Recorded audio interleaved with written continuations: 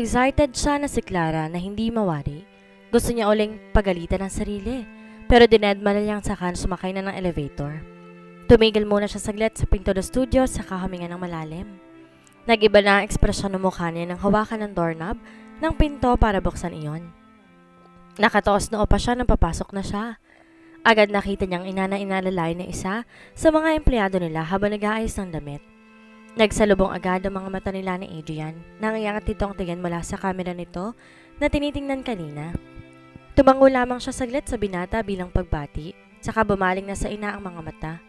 Dinaanan niya lang si Adrian nang tumiretso siya sa kinatatayuan ng ina. I think gugustuhin ko na lang mag-model kaysa mag-manage ng kumpanya natin. Natatawang sabi ng ina. Ngumiti siya rito habang pinagmamasan ito. You look so beautiful, ma. Sana nga nag-model ka na lang, bagay na bagay sa'yo. Maganda pa nga rin ng ina, kahit na may edad na ito. I strongly agree. Tatanggapin ninyo bang offer ng Dynasty kung kukunin namin kayong model? Sabat ni Adrian na nakangiting lumapit sa kanila. Lumakas lang ang tawa ng ina na parang giliw na giliw ito sa binata. Muntik pang umuwi ang mukha ni Clara. Ang galing pa rin talagang mambola ng loko. How about you, Ash? May naisip na akong concept kung papayag ka ma-feature sa magazine namin. Gusto niya itong pagtaasan ng kilay. Pero dahil nakatutok ang tingin sa kanilang dalawa ng ina, hindi niya magawa. And what is that? Sinakyan niya na lang din ito. Sinadya pa niyang palamusin ng boses nang itanong yun kay Adrian. Muntik pa niyang bawiin ang tingin dito nang bigla itong sumeryoso. The one that got away. Bigla, para nanginig ang kalamnan ni Clara sa tono na ginamit ito at sa pagkakatitig nito sa kanya. Hindi niya alam kung ilang segundo silang nagtitigan lamang. I'm curious, bakit the one that got away? Ang ina niya ang nagpahiwalay ng mga tingin nila. Nagkunwari pa talagang walang alam ang mama niya. Tumingin siya sa mukha ng ina na pinalipat-lipat ang mata sa kanila ni Adrian. Oh my! Kinikilig ba ang mama niya sa kanila ni Adrian? Kung ganon sinadya ba nitong maisakatuparan ang collaboration ng dalawang kumpanya para magkasama sila ng binata? Well, she looks like someone's totga. Simpleng sagot ni Adrian. Totga? Naguguluhang tanong ng ina. The one that got away. Sabay pa silang sinagot ni Adrian ito. Nagkatinginan pa ang mga mata nito habang sinasabi iyon. Oh, I see. Kumikislap ang mga mata nito. I think I prefer the modern independent woman who doesn't need a man. Can I see mom's pictures? Iniba na lang niya ang topic. Sure. Mabilis ang sagot ni Adrian na tumabi sa kanya para ipakita ang kuha ng kamera. Otomatiko sana siyang aatras dahil nagkabungguan ng mga balikat nila sa paglapit ito pero pinigilan niyang sarili. Ayaw niyang isipin itong ganun pa rin na epekto nito sa kanya. Hinayaan niya itong ipakita ibang pictures ng ina habang pinapaliwanag ang mga yon. So, our photo shoot will be 2 weeks from now. Your mom already approved the schedule. Biglang sabi nito sa kanya habang busy siya kakatingin sa camera. Our photo shoot? Yeah. Remember the second edition for the Collab magazine? Bakit ang bilis? Hindi pa nga umuwi yung lola mo, di ba? And sila naman yung sa first edition? Right. While waiting, we will also start the photo shoot for the second edition para walang masayang na oras. Napatingin siya rito ng matagal. Ilang pulgada lang ang layo ng mukha nito sa kanya dahil nakasukbit pa rin sa leg nito ang camera habang tinitignan niya kanina. Are you in a hurry? Hindi niya maiwasang itanong yon dahil parang atat na atat ito. Gusto yata nitong matapos na agad ang collaboration nila. Napag-usapan maglalabas sila ng 5 magazines for the said project. You can say that. Mataman naman siyang talina ng binata nang sagutin ang tanong niya. Well, hindi lang din naman ikaw ang nagmamadaling matapos to. If you're not comfortable working with me, then bakit ka nag-propose ng collaboration na to? Nakatutok na ulit ang camera, ang tingin niya, nang sabihin niya ng walang emosyon. Hininaan niya lang ang boses para wag marinig ng ina na busy na ulit sa pagpapalit ng damit sa dressing area. Not comfortable working with you? Says who? Do you want us to merge our magazines instead? Napatingin na ulit siya sa binata. Nakikita niyang nanghahamon itong tingin na may halong panunodyo. Same old, same old. Thanks for making my mom look and feel like a supermodel. Imbes yun ang sinabi niya, saka binitawan ng kamera. Dali-dali na siyang tumalikod para puntahan ng ina. My pleasure, Claire. Narinig pa niyang sagot nito bago umalis sa tabi nito.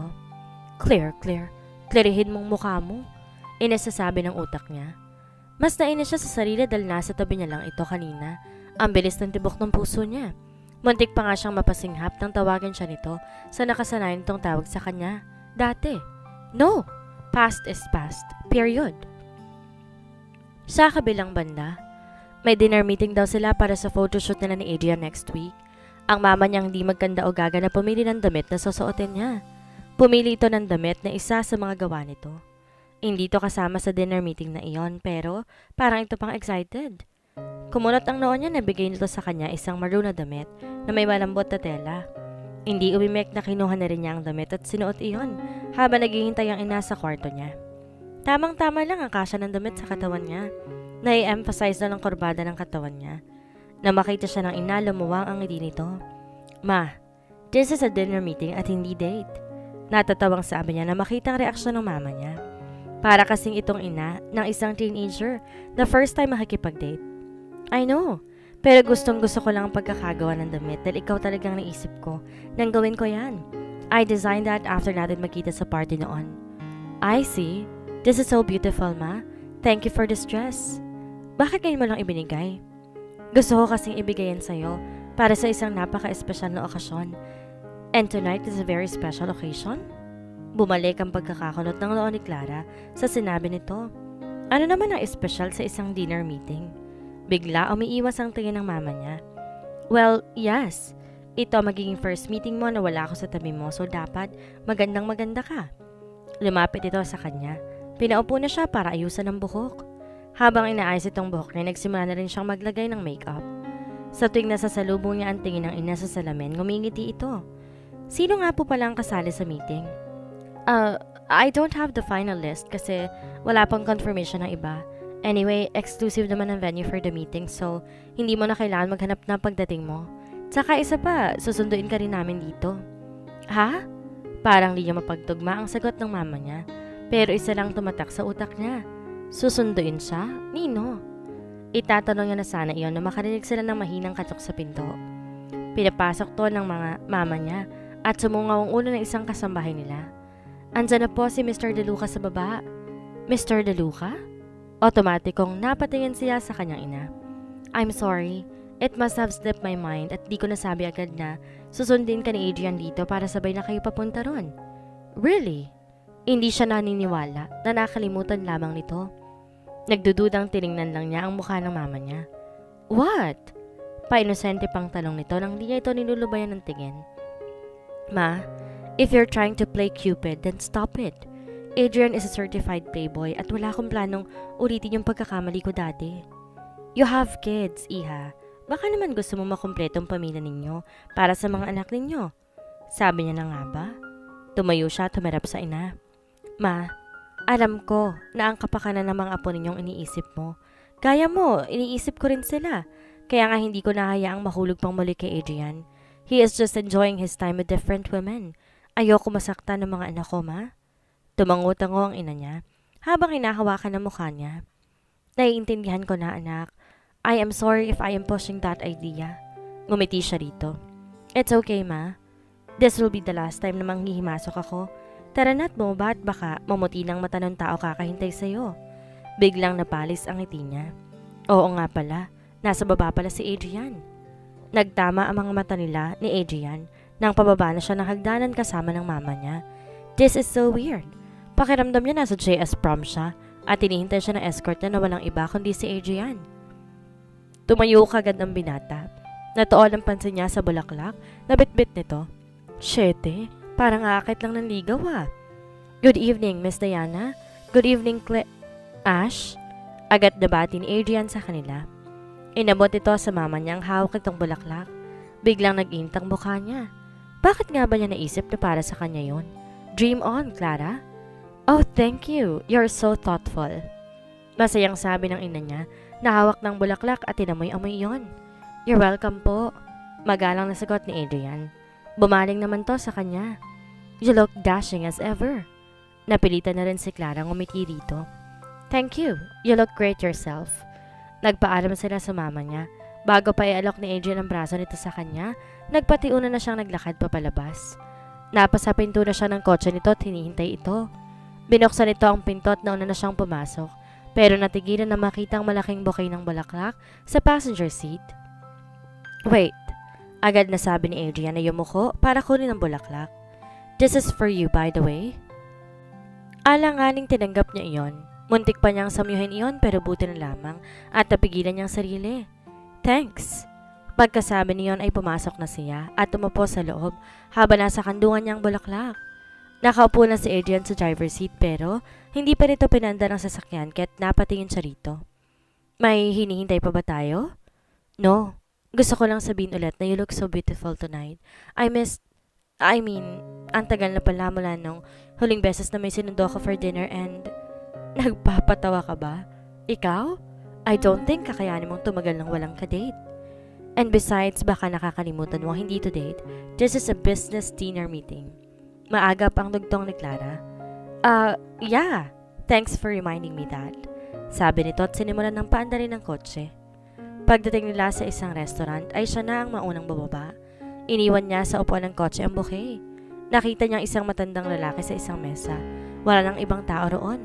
Tatlo lang naman pala silang magbi-meeting pero bakit ginawa pa exclusive? Tumayo ang matandang lalaki at pinakilalang sarili nito sa kanya. Pagkatapos sila magkamay, umupo na silang tatlo. Agad na nagsalita ang matandang lalaki at sinabi ang mga magaganap sa susunod na linggo. Alam na niya ang detaling iyon dahil pag-usapan ng mga iyon sa nakaraang meeting. Pagkatapos mailahad ang mga bagay na alam na niya, tumayo ng matandang lalaki. Sorry, hindi na ako makakasabay sa dinner ninyo. It is my son's birthday at duman lang ako dito saglit para ma-finalize ang mga detalye. I have to go now. Nice meeting you again, Miss Ash Madrigal. Mr. De Luca? Yumuko pa ito sa kanilang dalawa. Sure, Mr. Enriquez. Happy birthday to your son. Nakibati na rin siya bago pa umalis ang matanda.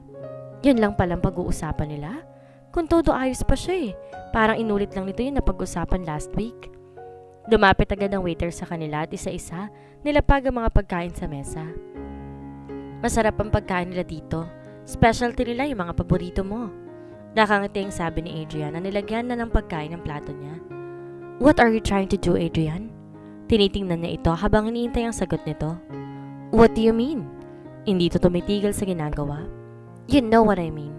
Naiirita na siya sa pagmamaang-maangan nito. Malakas ang kutob niya, nakisangkapan lang nito ang matandang lalaki para kunyari may meeting sila. When in fact, gusto naman nito mag-dinner silang dalawa. Para saan ba ang pinagagawa ng binata? Siya ba ang target itong maging flavor of the month? Siya bilang si Ash Madrigal. Tumigil nga ang binata at saka matamang sinalubong ang mga mata niya. Okay, you got me. Wala ako ibang maisip para pumayag ka. I really want us to talk, Claire. Pag-amin nito. Ines na akmang tatayo sana si Clara nang pigilan siya nito sa mga kamay kaya't napaupo siya uli. Please, wag mong sayangin tong pinaluto ko sa kanila. Stay. Malumanay na sabi nito. Pinagbigyan niya ang binata kahit naiinis siya dahil hanggang ngayon pinapaikot pa rin siya sa mga palad nito. At gumamit pa talaga ng ibang tao pati ang mama niya ay kinasabwat. Let's eat first. I-enjoy muna natin ang pagkain bago tayo mag-usap, sabi nito. Wala nga silang imikan habang kumakain kahit panaka-naka siyang tinitingnan nito. Hindi ba lang niya ito tinatapunan ng tingin at tinuon ang atensyon sa kinakain. Mabuti lang at masarap nga ang pagkain gaya na sabi ng binata. Sandaling nakalimutan niyang tensyon sa pagitan nila habang umunguya. Pagkakain, pinaligpit na ni Adrian na nasa mesa saka ito bumaling sa kanya. Look, gusto ko magkalinawan tayo. This will be the first and last time. Napag-uusapan natin ang tungkol sa gusto mong pag-usapan. Ni hindi niya masabi ang tungkol sa kanila. Alam niya gustong pag-usapan nila ni Adrian. Baka kasi nag-a-assume na naman siya. Sumeryoso nga ang binata. Asking for your forgiveness might be 5 or 6 years late but I still want to say sorry. Alam ko nasaktan kita sa huling pag-uusap natin. I was also hurt that time and it was the hurting part of me who said those beautiful words to you. Gusto ko ring masaktan ka to make you feel the same way. Deep inside me, alam kong hindi ikaw ang babae na inakos ako sa'yo, but I felt betrayed that time. When I finally realized my mistake after ilang months, I went to your town, pero may nakapagsabi sa akin umalis na kayo ng lola mo. Someone said na may lalaking sumundo sa'yo. Bumalik yung galit ko, thinking na baka ibang lalaki na naman ang loko mo para lang makuha mong gusto mong buhay. Hindi makapaniwalang napailing-iling si Clara. I am not surprised anymore. Kung yun ang ganing iniisip po sa akin, Adrian. Anyways, thank you sa pagpapaliwanag. Wala rin naman magbabago ngayon. Walang emosyong sabi ni Clara. Tinangka nitong hawakan ng isang kamay niya pero iniiwas niya iyon.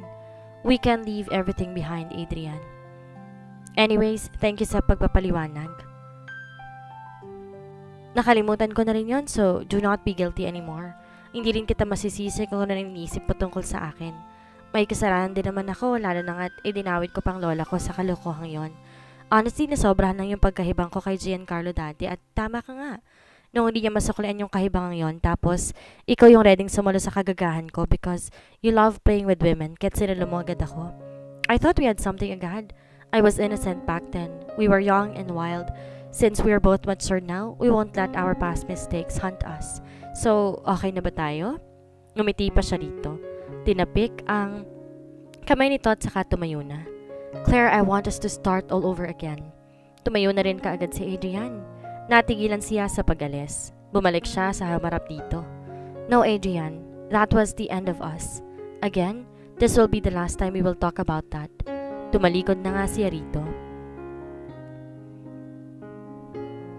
By the way, ihatid mo ba ako or should I take a cab? Tanong niya at di na lumingon pa rito habang nauuna na ngang umalis. Inintay niya ulit ang binata sa kotse nito habang nakahalukip-kip. Iniwas niya ang tingin na makitang lungkot sa mga mata nito. Ayaw na niyang magpadala pa sa mga bola at drama ng binata dahil hindi sarili niya lang ang dapat niyang isipin, ang mga anak niya, ang mga anak nila ni Adrian. Ayaw niyang ilagay sa alanganin ng mga ito. Sa kabilang banda, Clara's POV. Hindi niya alam kung bakit kailangan pa talaga nilang bumiyahe para pumunta sa isang resort na may famous cave sa isang isla malapit doon para sa photoshoot nila ni Adrian. Gusto niya sanang sa studio na lang din gagawin at bahala na ito at iba pang photo editors na maglagay ng kung ano ng background sa likod ng pictures nila. Hindi ang biyahe ang ayaw niya kundi ang isiping makakasama na niya si Adrian. May kasama silang 3 tutulong para sa pictorials nila. Madaling araw na naman silang bumiyahe at sa van ni na Adrian sila sumakay. Tandang-tanda pa niyang van na iyon. Buhay pa pala yun?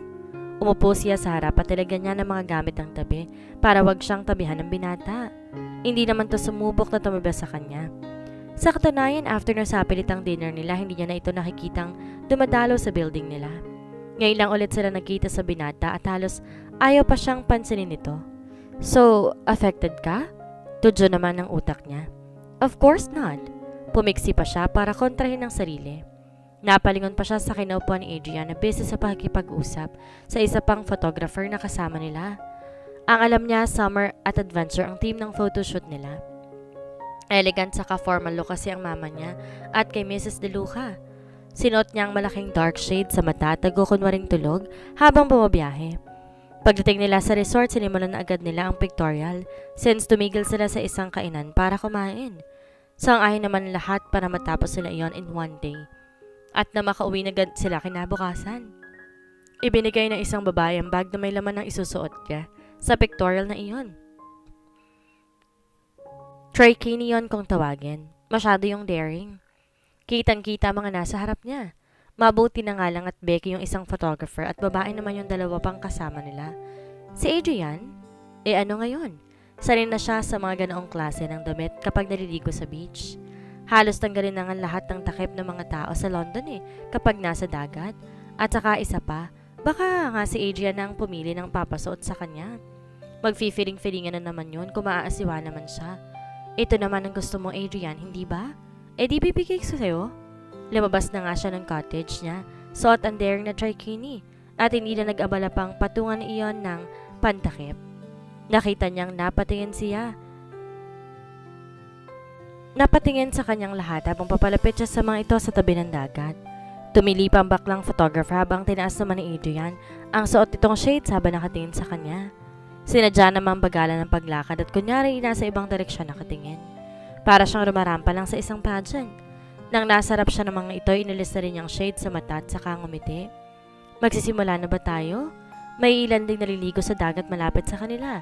Na-curious yata mga ito kaya't lumalapit na yung iba. May nakikita pa nga siyang mga lalaki na hindi nahihiyang tumayo nga sa gilid nila habang nakatingin sa kanya. Nakita niyang napatingin sa mga yan si Adrian. Kumunot ang noo ng binata. I'd like to ask all of you to keep our distance since we'll be having a photo shoot here. Go back to your respective places, please. Mahinahon man ang boses ni Adrian, kabaliktaran naman iyon na ekspresyon ng mukha nito. Parang walang narinig ang ibang mga lalaki nakatayo sa gilid na hindi inaalis ang tingin sa kanya. Nagsimula na rin siyang mailang sa klase ng mga tingin ng mga ito kaya't medyo nagtago siya sa likod ng isang babaeng kasama. Napansin niya tayo ni Adrian kaya't parang inis na kumuha ito ng towel sa isang bag at ibinigay sa kanya. Maagap na kinuha niya na tinakip muna sa katawan.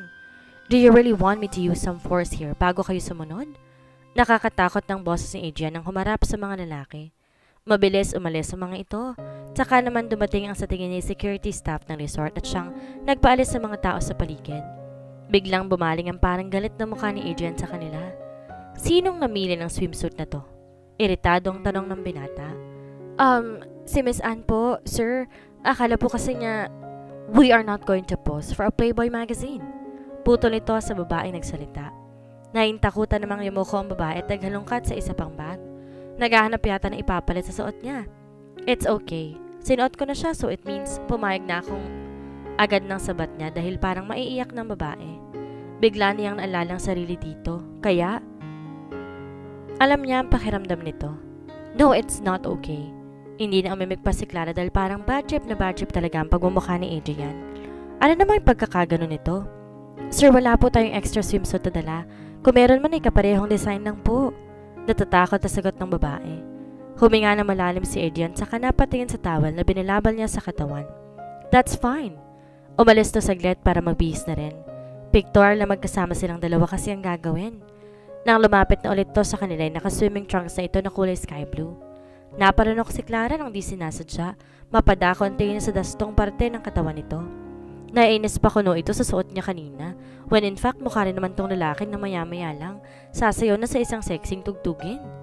Bigla siya natawa na ma-imagine ang mukha nitong sumasayaw na parang nasa isang club. Napatingin tuloy sa kanyang lahat. Nakakunot noong tumigil sa harap niya si Adrian. Something funny? Napatingin pa to sa sarili na parang na-conscious dahil sa reaksyon niya. Mabilis umiling siya habang yung mukho para kagatin ng labi upang mapigilan pang tumawang muli. Lumayo siya rito at saka pumunta sa baybayin. Ano pang gagawin ko? Sigaw niya sa mga ito habang itinaas ng towel. Tumayo ho kayo dyan sa gitna tapos hayaan ho ninyong mabasa yung mga paa ninyo sa alon. Sir Adrian, dun po kayo sa likod ni Miss Ash. Hawakan niyo po siya sa bandang tiyan niya. Sagot naman ng photographer. Ala, sexy magazine bang gagawin collaboration ng dalawang kumpanya? Like this? Napapitlag pa si Clara na maramdaman ang isang kamay ni Adrian sa tiyan niya. Di niya na malay nakatayo na pala to sa likod niya. Yes po, at huwag kayong titingin sa camera. Tumingin lang po kayo kay Miss Ash. Hindi na yata siya kumikilo sa kinatatayuan niya. Miss Ash, pakiangat po ng isang kamay ninyo at saka pahawak po sa leg ni Sir Adrian. At tubiling sinunod niya ito.